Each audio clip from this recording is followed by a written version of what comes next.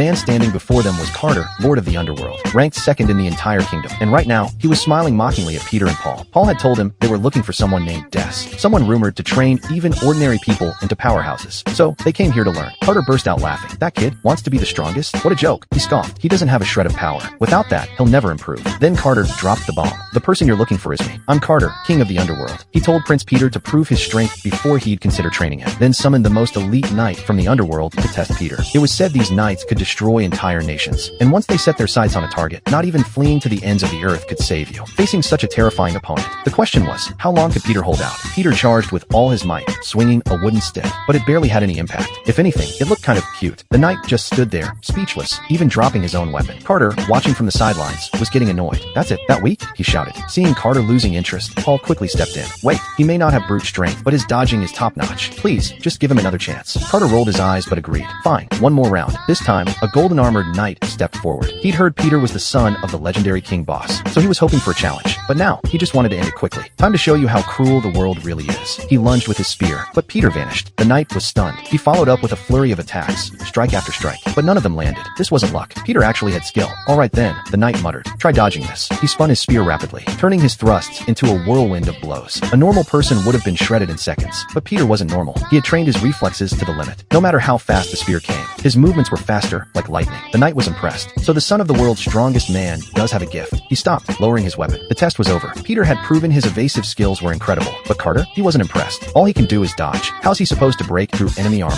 Paul was speechless. That's exactly why we came to you, your majesty. Carter sighed. You're wasting your time. If he doesn't even have strength, how can I possibly train him? Go find another way. Peter lowered his head. Defeated, Paul gently patted his back, then suddenly remembered. He still had Bibin's recommendation letter. He handed it to Carter, hoping it might change his mind. Carter read the letter, then ripped it to shreds. Furious, he had them both thrown out. Literally, Peter and Paul were tossed straight out the door. Carter said there was no hope for Peter, but Paul still believed that Peter would become strong one day. His words lifted Peter's spirits a little. He started to feel like himself again. To prove he wasn't weak, he tried to lift a large rock. He gave it everything he had, but it didn't budge. Peter gave Paul an embarrassed smile. Guess that one's too big. Maybe a smaller one. He picked up a palm-sized stone. Tried again and again. Still nothing. His confidence shattered. He broke down in tears. I tried so hard, but I'm still weak. Paul couldn't hold it in either. He hugged Peter tightly, crying with him. Just as they were about to leave, one of Carter's men picked up the shredded letter and pieced it back together. He took it to the knight, who read it and immediately ran after them. Wait, the knight called out. You've both been played. Turns out, they've been looking for the wrong person the whole time. The one they were sent to find wasn't Carter. It was his brother, Lord Brian. Paul had never actually read the full name on the letter. He only remembered Bibin telling him to find someone named Des something. Now it made sense. Carter had a younger brother, Brian Des something. And the reason Carter got so mad? Pure jealousy. He and his brother were rivals. The knight felt bad for Peter and decided to tell him the truth. Next time we meet, I hope you've become stronger. With new hope, Peter and Paul followed the directions and arrived at their true destination. There, they met a blonde-haired man, the one who would become Peter's true master.